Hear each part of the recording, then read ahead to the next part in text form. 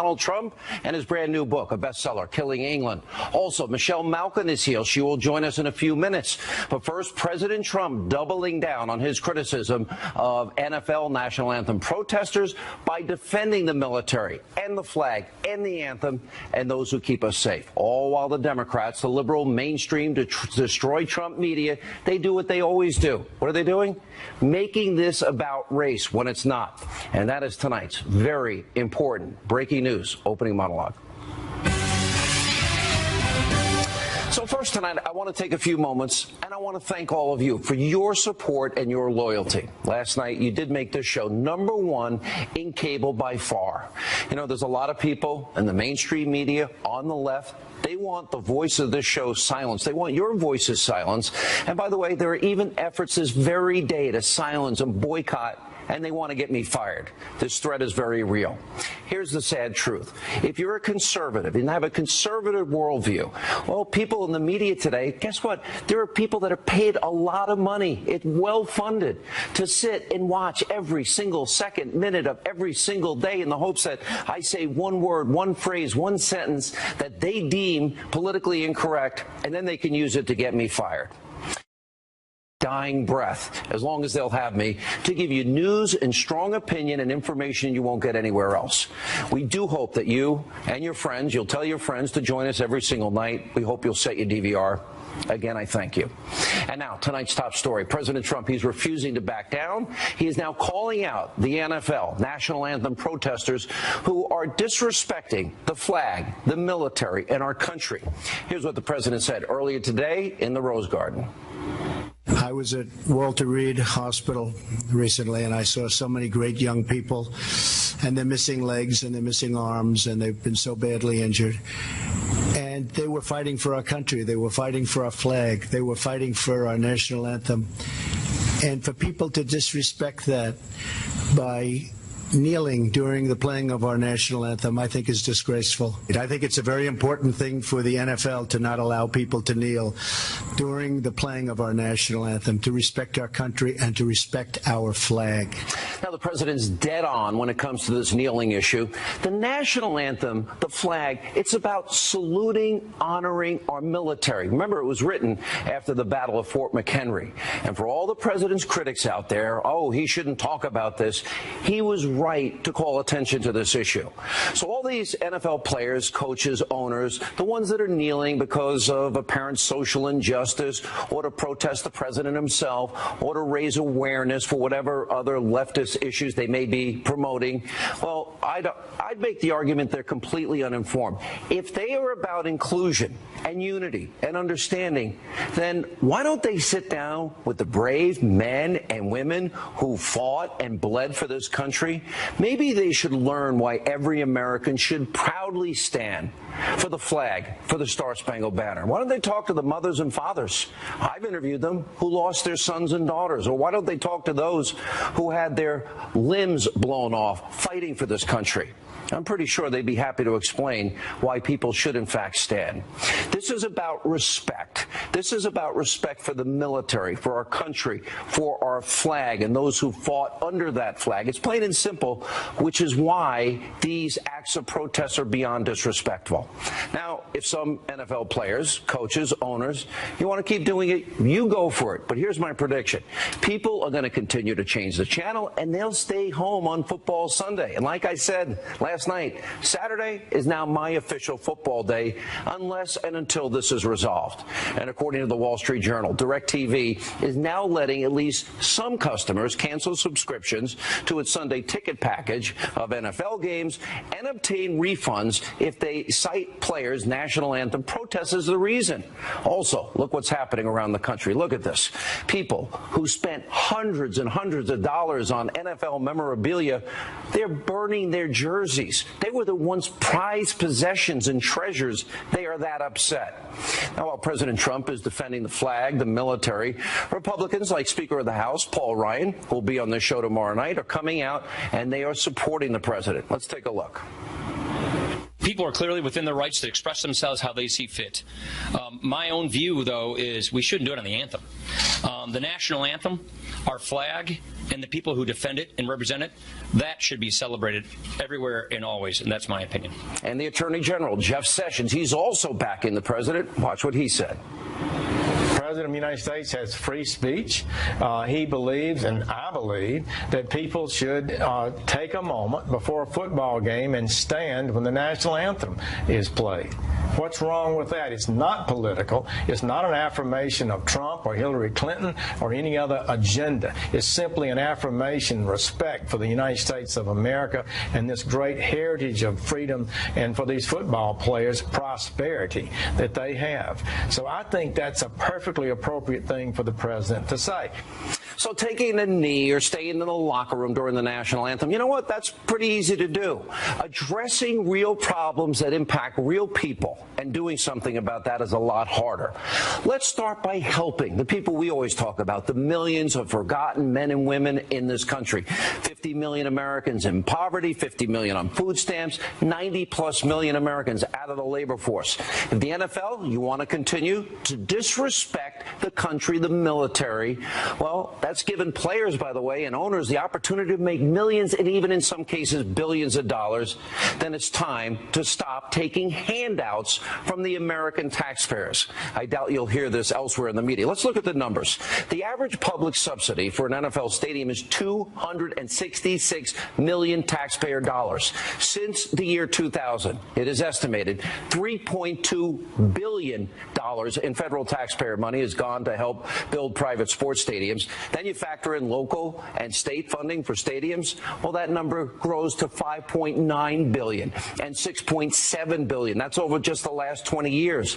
And if that's not shocking enough, well, there's the NFL's paid patriotism scandal.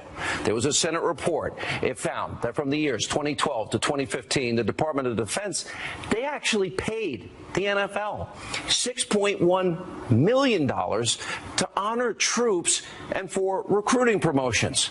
Now, the league did pay back $700,000 of that, but only after coming under intense criticism. What about the rest of the money? Now, those numbers are astounding. Now, some in the NFL, they don't want to stand, you don't want to honor the flag, the country, the military, then stop taking all the money from the American people. Because let's be honest, you know what? They don't need it in the NFL. Now, while this national anthem issue is clearly about respecting the military, the country, our flag, well, the Democrats, members of the mainstream, left-wing, establishment, ideological media, predictably are trying to make this all about race. This is what they always do. It's part of their playbook. I pointed out so many times on this program, every 2 years, every 4 years, the Democratic Party plays the race card, creating division and causing unrest in the country. And I played those spots and sots over and over again. And now Democrats are doing the same thing with the national anthem protest. They're also using this opportunity to attack President Trump. Watch this from just two prominent Democrats. Take a look. She went down to the heart of Dixie in Alabama before an all-white or mostly white crowd, the good old boys, so to speak, and he engaged in what many of us, I think, can fairly call race baiting. The President of the United States chose to pull the sheets off and reveal himself in terms of his tendency to be a racial arsonist. It's quite telling that he is willing to attack black athletes. He never says anything of an insulting manner toward white supremacists or neo-Nazis or Ku Klux Klanners or Vladimir Putin, right? And of course, the Destroy Trump establishment media, they're not far behind in echoing everything the Democrats say, all of their talking points. Take a look. If anyone actually believes this is about the flag, then you must believe Rosa Parks' protest was about a bus. I think it is playing along with white identity politics and sort of white grievance politics, right? We've heard this language before from white people in the Deep South referring to African Americans and especially black athletes who they feel is taking their place. And so this wasn't a dog whistle. This was a bullhorn. But clearly it's ethnic. Do you think it is? I think that there's... Does he pick his ethnic enemies? He has walked into a fight that was about race, and he knew it was about race, and there's no way you could call it anything else. So let me say it. I want to help him out. He's a racist. Okay? He came proverbially as close as you could possibly come to shouting in a rally the N-word. That's what he did down there. Fake news, conspiracy news, and the left is in a total frenzy over this, and they're desperately trying to score as many cheap political points as possible. Democratic lawmakers, Maxine Waters, Al Green, they're actually calling for President Trump's impeachment over his NFL comments. Really? Watch this insanity.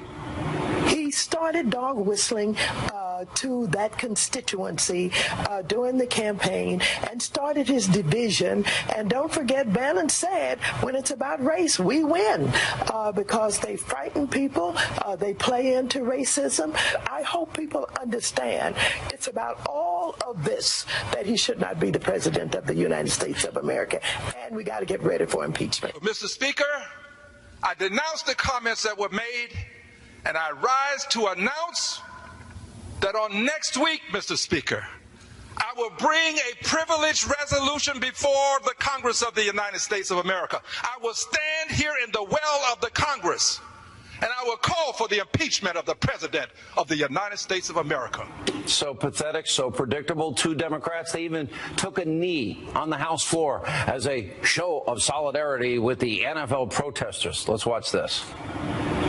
You tell me which of those children's mothers are a son of a bee. That is racism. You cannot deny it. You cannot run for it. And I kneel in honor of them. I kneel. So I join so many now in the NFL and elsewhere in taking a knee for the America that we all aspire it to be.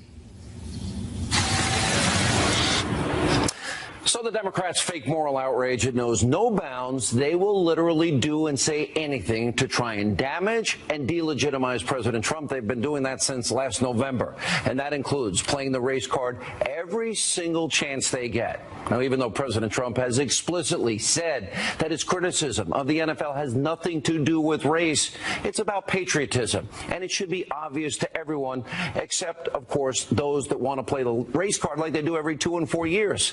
President Trump never mentioned race when he called out the NFL because it has nothing to do with race. And since Democrats, they're claiming President Trump is trying to create a racial divide in this country, well, we have to ask, where was the outrage when President Obama was jumping to conclusions without any facts or information, high-profile race cases in this country, and saying outrageous things that did have an impact on the public? You may remember this. The Cambridge police acted stupidly. There is a long history in this country of African Americans and Latinos being stopped by law enforcement disproportionately. And that's just a fact. When Trayvon Martin was first shot, I said that this could have been my son. Another way of saying that is Trayvon Martin could have been me 35 years ago. And we have to close the justice gap. How justice is applied, but also how it is perceived, how it is experienced. That's what we saw in Ferguson this summer when Michael Brown was killed and the community was divided. Stains the heart of black children who feel as if no matter what he does, he'll always be under suspicion. Rush judgments, rushing to judgment, no evidence, no belief that somebody's innocent until they're proven guilty. And we can go back even further to Barack Obama's book, Dreams of My Father. The media never pointed it out. We did, where he quoted the Reverend from the Church of GD America, Jeremiah Wright. Listen to, well, then candidate Obama saying this. It is this world, a world where cruise ships throw away more food in a day than most residents of Port-au-Prince see in a year, where white folks' greed runs a world in need, apartheid in one hemisphere, apathy in another hemisphere. These are things you'll never hear and see from members of the mainstream media because, you know what, they're so abusively biased and corrupt. But by the way, they want to silence shows like this, and they work hard at it. For example, where was the left rushing to condemn those comments? He wasn't a candidate, but he was in politics. They didn't do it because playing the race card, dividing the country along racial lines, is how Democrats think they need to win and get votes. You know what? They just do whatever they want. They're never going to change. sadly, because it's not good for the country. But people, I think, now are onto their game. It's getting old. It's pretty disgusting. So tonight we have a challenge for the left. Instead of you trying to take down President Trump 24/7, 365, exploiting this NFL issue, why don't you stand up for things that matter, our country, our flag, our brave men and women who fight and bleed and die for all of our freedoms. All right, joining us now, the host, Michelle Malkin, investigates on CRTV. Michelle Malkin. Michelle, welcome back. Thanks for joining us. What are your thoughts? Well, I think you've got it exactly right, Sean. The resistance movement has jumped the shark, and the race baiting that you have outlined here is so noxious, and it is a shame that so many NFL leaders and the NFL brass have put themselves squarely on the wrong side of the majority of Americans who act every day in good faith. I've heard such an outcry from people in my email box, and I'm sure you have on your show, and who watch your show on both TV and radio, Sean, from military families especially. And it was very symbolic and important that Donald Trump this weekend declared Sunday Gold Star Mothers and Families Day, because these are the forgotten people that you've already paid tribute to and are talking about, Sean. Somebody sent me a very moving picture, which I posted on my Instagram, that said, "We stand for the flag, we kneel for the fallen."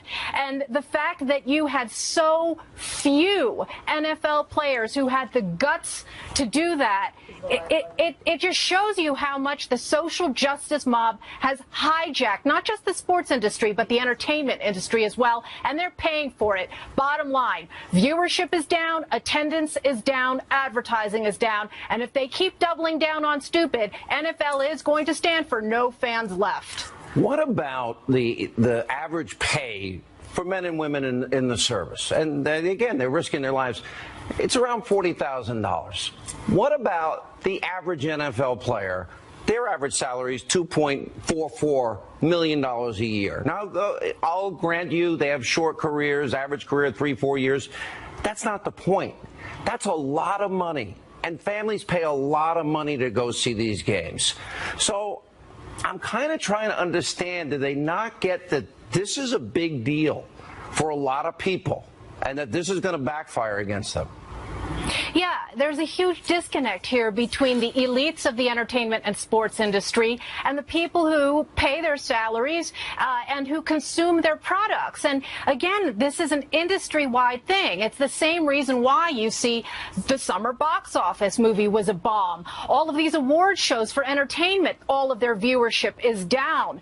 You cannot afford to insult the very customer base that keeps you afloat and last for long. And I think you make a very trenchant point. It's a point I've made for years, Sean, about how the NFL is essentially a quasi-public entity, subsidized to the tune of billions of dollars at the local, state, and federal level. So for all of these fair weather friends of the corporate free speech and First Amendment now to be up in arms about the president, criticizing them because they are a so-called private entity, give me a break. What a joke. The NFL hogs have had their noses in the trough of the public for decades now, and yes, they are going to be held accountable by taxpayers. All right, Michelle, well said, as always. Good to see you. Thank you for being with us. When we come back, Bill O'Reilly, he's next.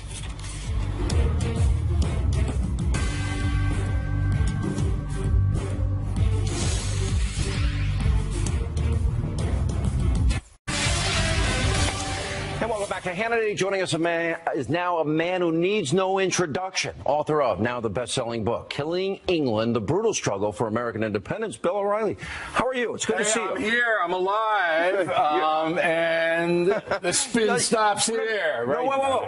You got to go all the way back like you did it. You know, the people want to see it. No. Well, it's good to see. How are you? And do you miss the daily grind? No. I was in the ocean all summer, and I had a great time. I'm fine. I'm teed off. But first, I want to tell everybody, last night Hannity kicked MSNBC's butt. No, say it. You can say ass. Hey. He's taking over. 5 seconds in. Stop. Okay. Didn't beat that woman. Didn't eke by. Slaughtered her. And here's the reason. The people, and I'm a person, I know some people don't believe that, are angry about this NFL because it's a much bigger story than football players. And I want to address this comment to the NFL players today, and they'll get this. When the Jaguars and the Ravens were over in London and they kneeled down on a foreign soil and then they stood up for the British national anthem, God save the Queen. I was angry and sad because I don't believe those players know what they're doing. About 3,000 miles east of you, there are American military people in Kandahar, Afghanistan, whose entertainment revolves around the Armed Forces Network that broadcasts football games. Now, I was over there in 7. I watched football games with them. Can you imagine putting your life on the line in Afghanistan and having just a leisure time and wanting to watch a football game and seeing your players, your American players, disrespect the country and the flag on foreign soil? Can you imagine how painful that was? How could he not know? They don't know. Why do you give these? They don't most know. of these players, they're the best of the best. I have great respect for their athletic talent, their ability, their agility, their hard work.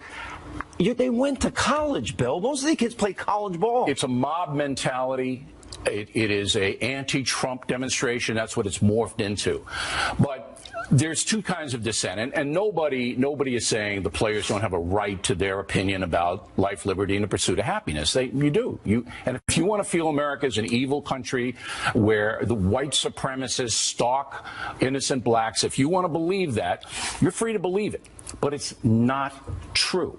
It's not true. So there's informed dissent, and then there's pack dissent. And that's where we're into now, pack dissent. Okay, so he says one thing, I say another, and the league and the owners have lost control of it. But the American people, I firmly believe 65%, maybe 70% of the American people do not like this situation, are offended by this situation. How much of this is related? I played President Obama.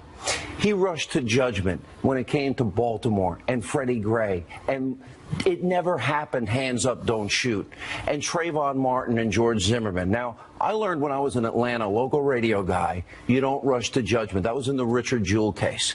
But the president at the time rushed to judgment. That narrative, people believe hands up, don't shoot happened. A lot of people believe propaganda, and there's nothing we can do about it. I mean, one of the reasons I wrote Killing England is that everybody can now know what really happened and how we got our freedom.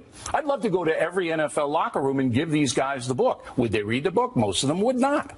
Because, again, they're caught up in emotion. This is emotion what's happening now. But the wider picture is, and you pointed it out in your monologue, the far left wants to drive the narrative that the USA is an evil country. Why? They want to change everything.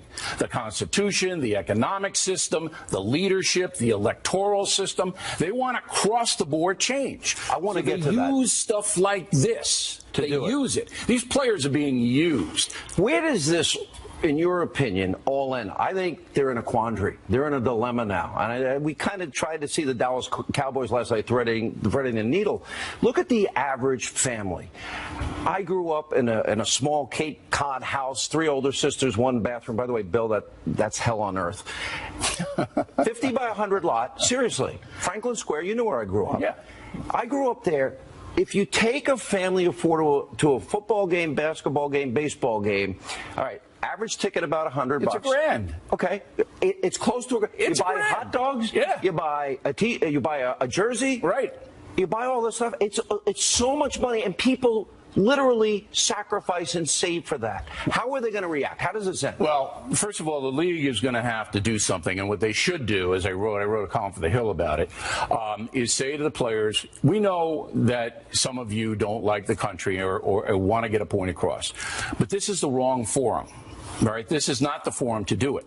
So if you don't want to stand up for the national anthem, stay in the locker room and then come out. But we don't want any political demonstrations because we don't allow pro-American demonstrations. The league does not allow that. There were many, many Giant players, New York Giant and Jet players, that after 9/11 wanted to show on their uniforms their solidarity with the families. Bill, and wouldn't allow it. We had the slaughter of cops in Dallas. And the they wouldn't allow Cowboys it. wanted to honor the local police. They wouldn't let them. They wouldn't let them. So you've got to be consistent. So the league says, all right, you guys who don't want to stand up for the national anthem, you stay in the locker room. After it's over, you can come out. That's it. Okay? All right? Well, it would be certainly, it wouldn't be selective enforcement of the rules. Let me ask you a broader, bigger question, because you talked about this for many years on your show. I know you have your podcast now and your columns, but every 2 and 4 years, and then when we have these other bigger issues emerge, the issue of race, it is used as a wedge issue. Sure. The Missouri radio ad that said if you elect Republicans, black churches are going to burn. The James Byrd ad, Al Gore saying when he's running for president to a predominantly black audience, Republicans have the wrong agenda for African Americans, changing his cadence. They don't even want to count you in the census. That is a lie, and it divides the country, and it's dividing the country along racial lines in a way that is hurtful to the country. And then the media drives it and the entertainers drive it. But there is a reason why it's happening. A year ago, you did not hear the words white supremacists.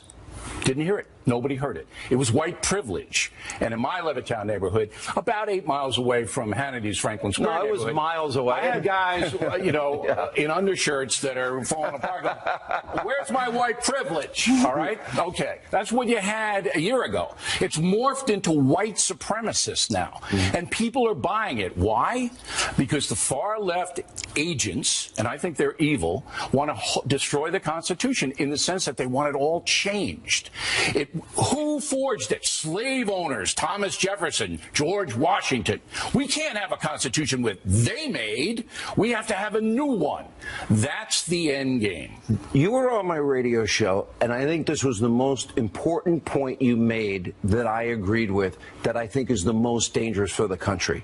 Because you took on the monument issue. Now you can add the NFL issue. Right. And institutions in this country that are under fire every day. I'll add to that the 2 to 4 year playing of the race card, the only one of the big weapons in the playbook of the Democrats. But ultimately you say if they get rid of the monuments, they get rid of our history, they can take a knee during the anthem and diss the flag, then ultimately it's really the Constitution they want to change. That's right. I want you to make that point. They're after they don't want capitalism. They don't want the Electoral College. They don't want white people generally calling the shots. So they have to mobilize minority Americans to be angry. You know, we do this on BillO'Reilly.com almost every night. I'm paralleling you on our website. But if you understand history, and most people don't. I want to get to that. I don't mean to interrupt you. You know what my favorite part of the game is usually? At the end of the game, you have the best of the best warriors battling it out, fighting. They get in a circle and they say a prayer, Bill. Right, this is football you're talking about. In football. Yeah. All right, stay right there. We have some breaking news out of the Associated Press now, out of Alabama. Roy Moore has won the Alabama GOP primary runoff. I've said this is a referendum on Mitch McConnell. We'll explain that. We'll talk about President Trump. We'll talk about the country. We'll talk about Congress and the media, which is more corrupt than any institution. Straight ahead.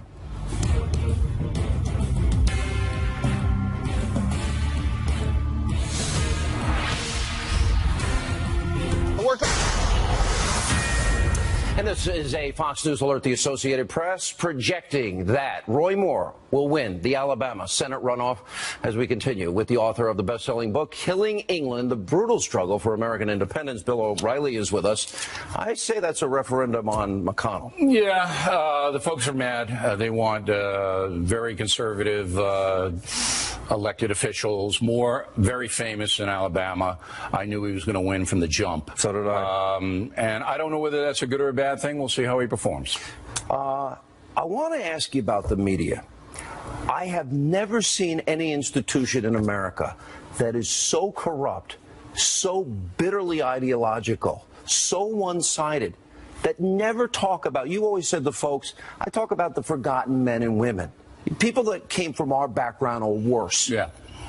They never talk about them. All they want to do is destroy this president. 24/7, 365 conspiracy theories. I'm loving to hear what you think about it. Not only do they want to destroy President Trump, but anyone who voted for him. Anyone supports him on air. Or gives him a fair shot.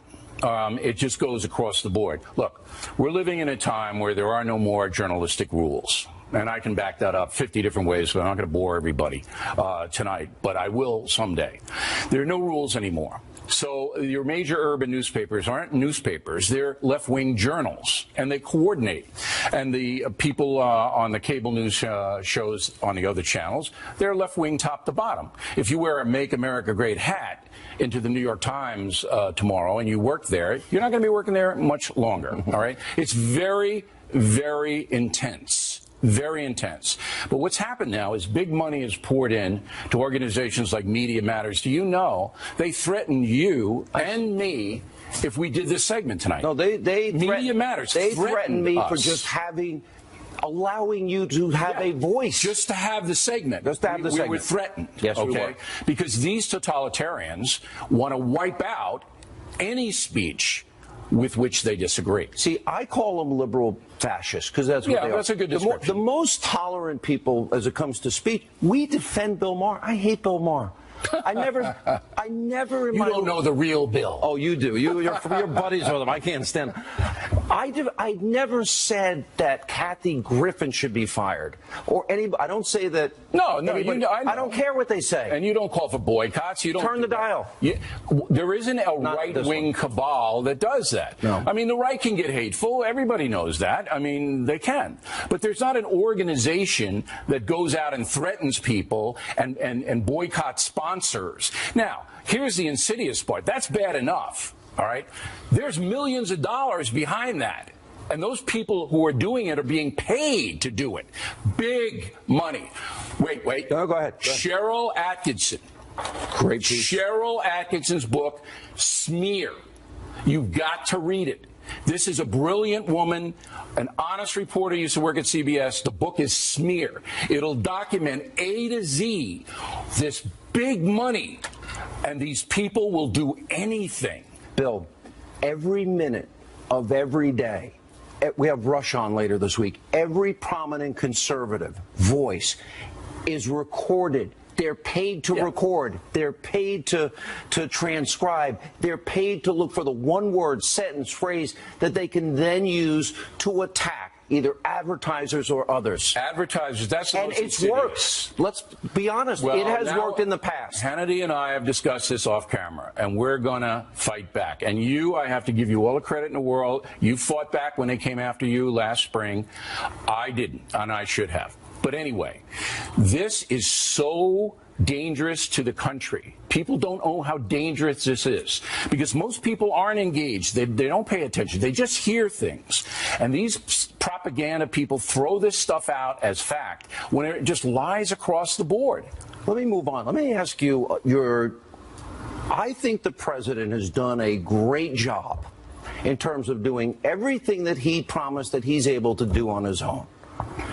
I've never seen more impotent people, more ineffective people, people that can't keep simple promises like repealing and replacing and getting it done. You talk about the folks, it's hurting the forgotten men and women that certainly define this election. Certainly in Arizona, there's no doubt about it. I was very surprised John McCain, and I respect John McCain, known him from a long time. I have a video of him.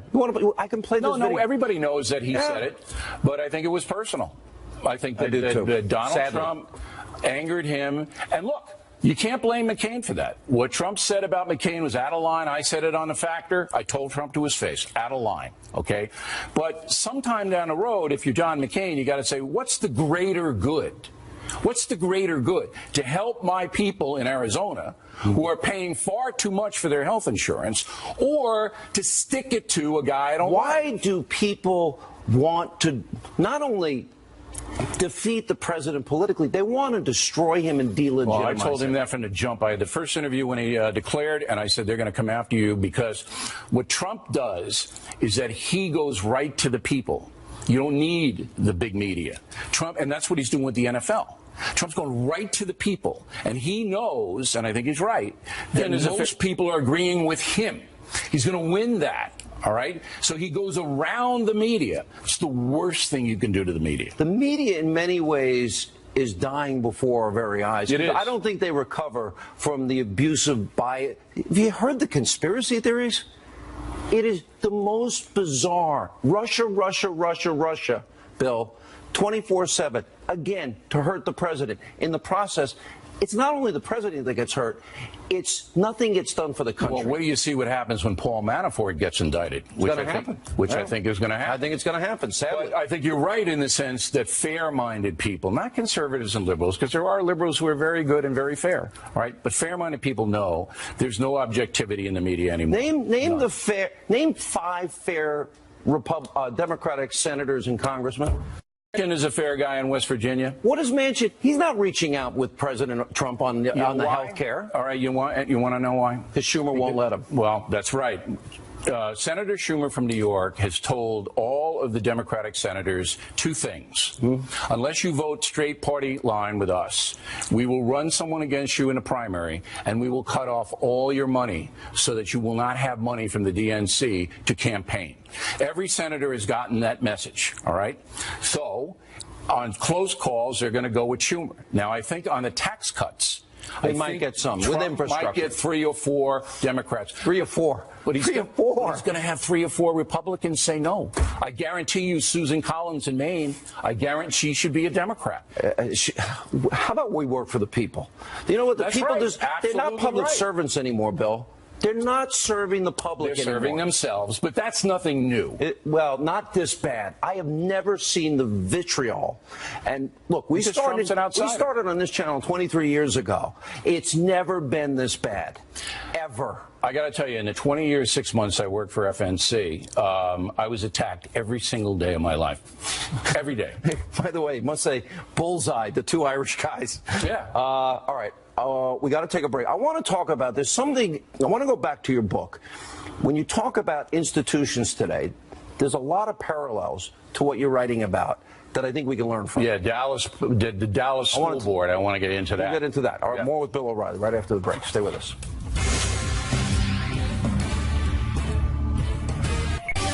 And welcome back to Hannity as we continue now with the author of Killing England. You know him well. Bill O'Reilly is with us. So I want to go back to this point because you talked about being a culture warrior. The NFL is a cultural issue. When we're talking about tearing down memorials or breaking up history or acting as though it didn't happen. Right. I always say, Bill, that this is the greatest country God has given man that has accumulated more power and never abused it less and used its power to advance the human condition. So here's my question for you. You talk in this book about once you break down those cultural institutions, really they're setting the country up to say that the whole country is predicated on evil. White supremacy. That's what it's and about. The Constitution is their target. I want you to explain it and compare it to what you're saying in the book and the parallels. I came out with Killing England a week ago. Almost the same day, the Dallas, Texas School Board started debating whether to remove the names of George Washington, Thomas Jefferson, and Benjamin Franklin from their school. Shocking is that? So on the cover of my book, you have Washington, Jefferson, and Franklin. And we tell you who they are as men, as people, both the good and the bad. You know me. Ben Franklin, give one example. Well, Ben Franklin was the Hugh Hefner of his time. I mean, when you feel it, that's one way to say it, Bill. I mean, right. I mean, I had talk about the kite. That wasn't a half of it. But anyway, you've got it. Who's going to start? Who's going to stop this madness? You, the American people. You have to go to the Dallas School Board meeting. You have to go to the Dallas School Board meeting, and you have to say, I know who George Washington was and Thomas Jefferson. Yes, they were slaveholders, but this is what they did to give Hannity and O'Reilly the freedom to talk to millions of people. And this is how they suffered. They suffered. But is it, look, all have sinned and fallen short. Every man does. Every man has sinned and fallen short. And I'll look at myself first. Guilty as charged. No country is perfect. I think the most intriguing thing that never gets talked about of our founders and our framers is they created a system unlike any other. Right. Where they built into the system the ability of the people, we the people, to right wrongs, to end evil and correct injustices. And history, Bill, has proven it worked. And you should see the price they paid, the price that George Washington paid for 8 years of war against the king. The one flaw was slavery. But in the Civil War, hundreds of thousands of whites died to free the slaves. So this isn't a white supremacist nation. This is the biggest bunch of bull I've ever heard. So I want to give people, I want to make them armed and dangerous with facts. Read Killing England. You'll know who they were. You know why this country, as you say, is the greatest country ever. You know, 650,000+ people lost their lives in the wars in this country. Yeah. And that's why many of them fought under that flag, Bill. They fought under that flag, and that goes back to the NFL issue where we started. You know, one of the things that I care at this point in my life more than anything else, I just want the former dishwasher, cook, busboy, waiter, bartender, tile layer, house painter, paper hanger, and framer and roofer. Well, you got to have the fired from chance. a lot of jobs. No, I didn't get it. That's 20 years of my life. But I want everybody to have the shot that we have. Sure, and everybody, that's what I want. And if you work hard, get educated, and really figure out your talent, you'll make it in America. You'll make it here. And the people who are telling you you won't make it because you're black or you're Hispanic, they're lying to you. And they're giving you an excuse to fail. Yeah. That's racism. Burgess Owens was on my radio show. I heard it. And he said the exact same thing you just said. Don't give them an excuse to fail. He said millionaires shouldn't tell people that they can't make it. He's right. You know, you have to have perspective. You have to have informed, even if you want to dissent. I respect that. Hannity respects it. We make our living on it. But be informed. Don't be telling me that cops in America go out every day trying to hunt down black people. That's a lie. They don't. So be informed and make your points on dissent in a way that's rational. The country needs, and this goes back to those that want to silence conservative voices.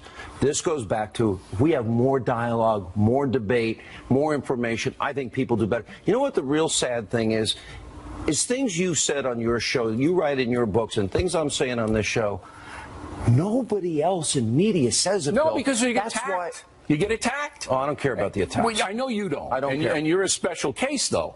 But most people don't want their families attacked. It's hard. All right? They go after your families. They come on your property. They lie about you. They pay people to lie about you. My poor daughter calls me today. Dad, they put up a video of you vaping in a smoking opium, wasn't it? No, Is that what Hannity was doing? Is he opium? All right, you used that in the green room. I saw it.